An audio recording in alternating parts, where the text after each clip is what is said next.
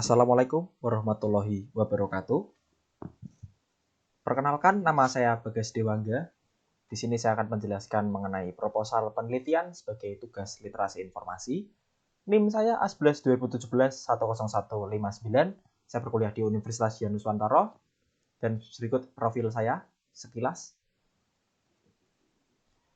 Untuk urutan pembahasan pada kali ini, yang pertama kita akan membahas mengenai judul, kemudian latar belakang, rumusan masalah, tujuan penelitian, manfaat penelitian, kemudian akan dilanjut dengan tinjauan pustaka, landasan teori, metode penelitian, link video presentasi kali ini, dan juga ada penutup. Oke, nggak usah berlama-lama lagi. Yang pertama ada judul. Di sini saya akan memakai judul klasifikasi jenis ikan gupi menggunakan metode K-nearest neighbor berdasarkan Glare Level Cooccurrence Matrix atau GLCM. Latar belakangnya, mengapa saya mengambil penelitian ini? Yang pertama adalah karena banyaknya jenis ikan gupi, maka masyarakat awam susah untuk mengetahui jenis-jenis gupi ini dengan jelas karena masih rancu. Jenis ini masuk ke apa, jenis ini masuk ke apa, warna ini apa, jenisnya masih rancu. Nah, maka diperlukan suatu sistem untuk mengklasifikasi jenis-jenis ikan gupi kali ini. Nah, permasalahan mengenai kurangnya pengetahuan masyarakat terhadap jenis-jenis ikan gupi inilah yang nantinya menjadi alasan mengapa penelitian ini perlu dilakukan. Dan untuk sampai saat ini, belum ada penelitian yang mengklasifikasi dan mengidentifikasi jenis ikan gupi. Karena sampai saat ini proses klasifikasi jenis gupi masih dilakukan manual oleh manusia. Sehingga untuk mempermudah membedakan macam-macam jenis gupi, maka adanya penelitian ini sehingga nanti dibuat suatu sistem untuk mempermudah masyarakat. Oke, berikutnya rumusan masalah. Di sini ada dua rumusan masalah. Yang pertama adalah bagaimana untuk mengimplementasikan metode GLCM serta algoritma KNN sebagai klasifikasi jenis ikan gupi. Yang kedua adalah bagaimana menentukan tingkat akurasi. Bagaimana tingkat akurasi hasil proses klasifikasi jenis ikan gupi kali ini.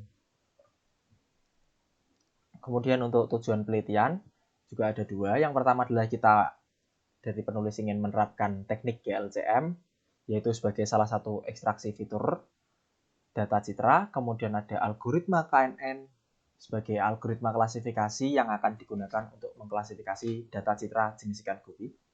Yang kedua adalah untuk mengetahui seberapa akurat yang diperoleh dalam pengolahan citra menggunakan GLCM dan KNN untuk klasifikasinya kali ini.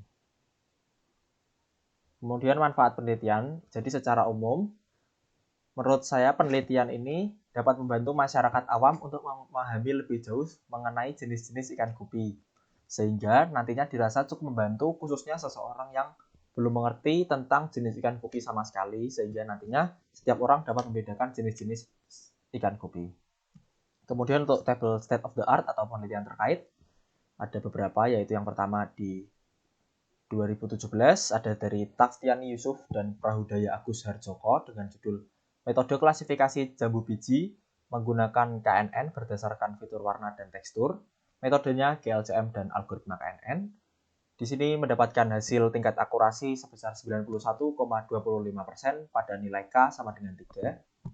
Kemudian di 2018 ada penelitian dari Ferry Wibowo, Dimara Kusuma, dan Hakim Sigit. Di sini dengan judul Pendugaan Kelas Mutu Buah Pepaya berdasarkan ciri tekstur GLCM menggunakan algoritma KNN. Metode yang digunakan masih sama, yaitu GLCM dan klasifikasi KNN. Namun hasil yang didapat yaitu sebesar 88,88% dengan nilai K sama dengan 9. Kemudian di 2019 ada penelitian dari Cahaya Jatmoko dan Daurat Sinaga dengan judul Ekstraksi Fitur GLCM pada KNN dalam mengklasifikasi motif batik dengan metode GLCM dan algoritma KNN. Hasil yang didapatkan yaitu tingkat akurasi tertinggi mencapai 73,33%. Kemudian di yang terbaru pada 2020 ada penelitian dari Bapak Ferry Agustina dan Zulfikar Amri dengan judul Identifikasi Citra Daging Ayam Kampung dan Broiler dengan menggunakan metode GLCM dan klasifikasi KNN.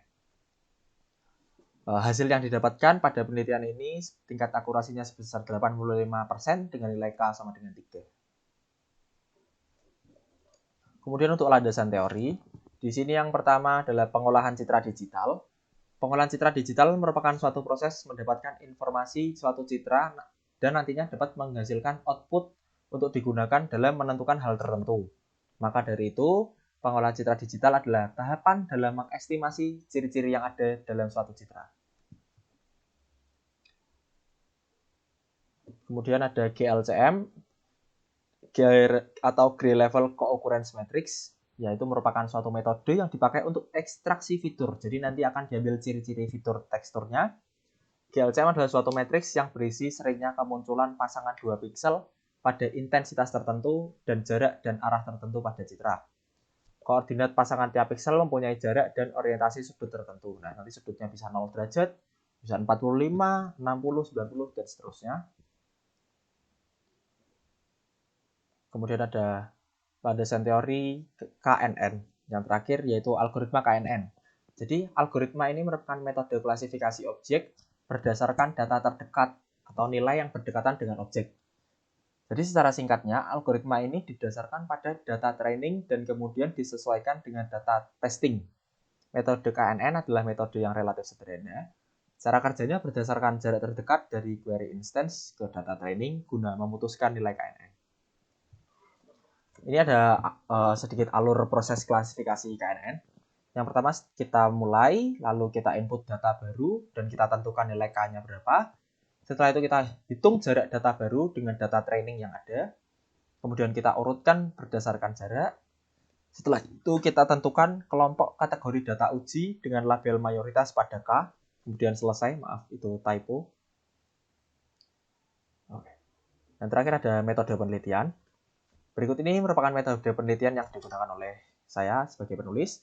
Yang pertama start. Nah, setelah itu ada data citra jenis ikan gupi. Nah, data citra ini akan dibagi menjadi 2, yaitu data training dan data testing, di mana nanti ada 150 data training dan 50 data testing yang akan dibagi ke kelas-kelas jenis-jenis ikan gupinya. Setelah kita data training, kita lakukan ekstraksi fitur GLCM untuk mendapatkan ciri fitur teksturnya.